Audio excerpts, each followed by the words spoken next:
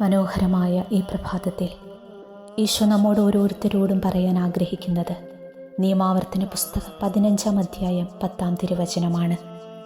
നിന്റെ ദൈവമായ കർത്താവ് നീ ചെയ്യുന്ന എല്ലാ ജോലികളിലും, നീ ആരംഭിക്കുന്ന എല്ലാ പ്രവൃത്തികളിലും നിന്നെ അനുഗ്രഹിക്കും.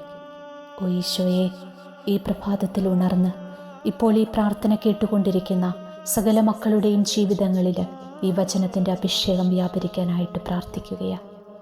ഓ കർത്താവേ, ഇന്നേ ദിനം മുഴുവനും ഈ വചനം ഈ മക്കളുടെ ജീവിതത്തിൽ ഒരനുഗ്രഹമായി മാറട്ടെ എന്ന് പ്രാർത്ഥിക്കുന്നു.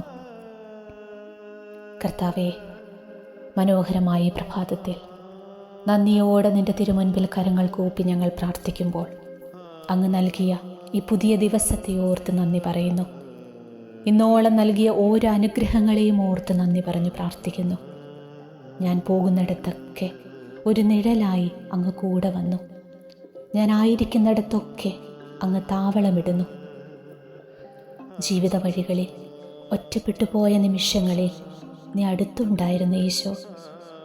ചില ശൂന്യതകളൊക്കെ ജീവിതത്തിലുണ്ടായപ്പോൾ ഇന്ന് ഞാൻ തിരിച്ചറിയുകയാണ്, അതൊക്കെ നിൻ്റെ സ്വരം ശ്രവിക്കാനുള്ള മാർഗങ്ങളായിരുന്നുവെന്ന്. ചില രോഗങ്ങൾ നിൻ്റെ സ്പർശനമേൽക്കാനുള്ള അവസരങ്ങളായിരുന്നു. ചില പരീക്ഷണങ്ങൾ, ചില വേദനകൾ, ചില തകർച്ചകളൊക്കെ നിൻ്റെ സ്നേഹത്തിൻ്റെ ആഴം ഊട്ടിയുറപ്പിക്കുന്നവയായിരുന്നു. തനിച്ചല്ലെന്നും കൂടെയുണ്ടെന്നും ഓർമ്മിപ്പിച്ച് ഒപ്പം നടന്ന തമ്പുരാനെ, നിൻ്റെ സ്നേഹം ഓർക്കുമ്പോൾ, നിൻ്റെ കരുതൽ ഓർക്കുമ്പോൾ നന്ദി എന്നല്ലാതെ മറ്റൊന്നും പറയുവാൻ ഞങ്ങൾക്കാവില്ല ഈശോ. നീ തന്ന ഓരോ അനുഗ്രഹങ്ങളെയും എണ്ണി എണ്ണി നന്ദി പറഞ്ഞാലും അതൊന്നും മതിയാവത്തില്ല. ഈശോയെ, കുറവുകളെക്കാളേറെ നീ ഞങ്ങൾക്ക് അനുഗ്രഹങ്ങളാണ് തന്നിട്ടുള്ളത്. കിട്ടാത്തതോർത്ത് പലപ്പോഴും ഞങ്ങൾ പരാതി പറഞ്ഞിട്ടുണ്ട് ഈശോ. പക്ഷേ നീ തന്ന അനുഗ്രഹങ്ങളെ ഒന്ന് ഓർത്താൽ ഈശോ എങ്ങനെയാണ് നന്ദി പറയേണ്ടതെന്ന് അറിയത്തില്ല. അത്രയേറെ അനുഗ്രഹങ്ങളുടെ മധ്യത്തിലാണ് ഈശോ ഞങ്ങളെല്ലാവരും ജീവിക്കുന്നത്. നീ തന്ന ഓരോ അനുഗ്രഹങ്ങളെയും ഓർത്ത് മനസ്സ് നിറഞ്ഞ് നന്ദി പറഞ്ഞ് ഈ പ്രഭാതത്തിൽ ഞങ്ങൾ അങ്ങേ ആരാധിക്കട്ടെ.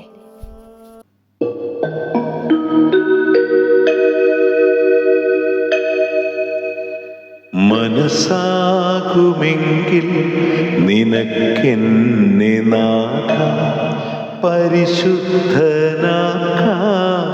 കഴിയുമല്ലോ.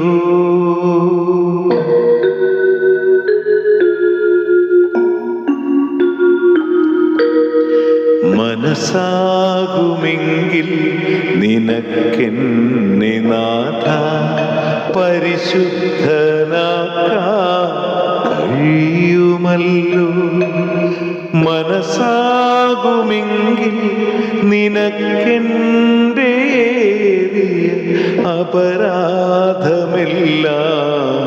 ഓർക്കുവാനും. മനസ്സാകുമെങ്കിൽ നിനക്കെന്നെ നാഥ പരിശുദ്ധനാക്കാൻ കഴിയുമല്ലോ. മനസ്സാകുമെങ്കിൽ നിനക്കെൻ്റെ അപരാധമെല്ലാം പൊറുക്കുവാനും. ഓ ഈശോയെ, ഇന്നത്തെ ദിനം മുഴുവനും അങ്ങ് ഞങ്ങളുടെ കൂടെ ആയിരുന്നു കൊണ്ട് ഞങ്ങളുടെ എല്ലാ ഉദ്യമങ്ങളിലും ഞങ്ങളെ നയിക്കുകയും പരിപാലിക്കുകയും ചെയ്യണമേ. നിനക്ക് സമാധാനം.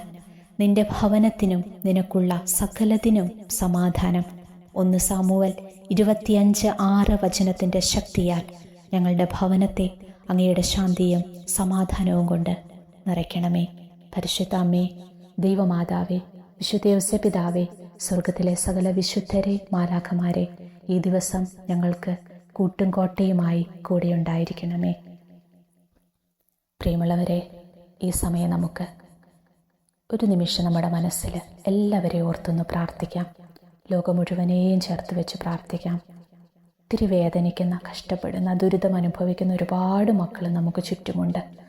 നമ്മൾ നമുക്ക് വേണ്ടി മാത്രം പ്രാർത്ഥിക്കാതെ നമ്മുടെ പ്രാർത്ഥനകളിലൊക്കെ അവരെ കൂടി ചേർത്ത് വെക്കണം.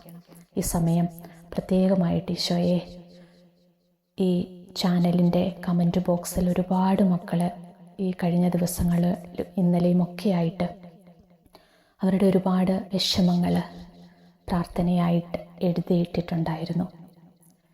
ഞാൻ അതെല്ലാം വായിക്കുക മാത്രമല്ല കേട്ടോ ചെയ്തേ. എൻ്റെ മുറിയിൽ ഒരു മാതാവിൻ്റെയും ഈശോയുടെയും രൂപമുണ്ട്.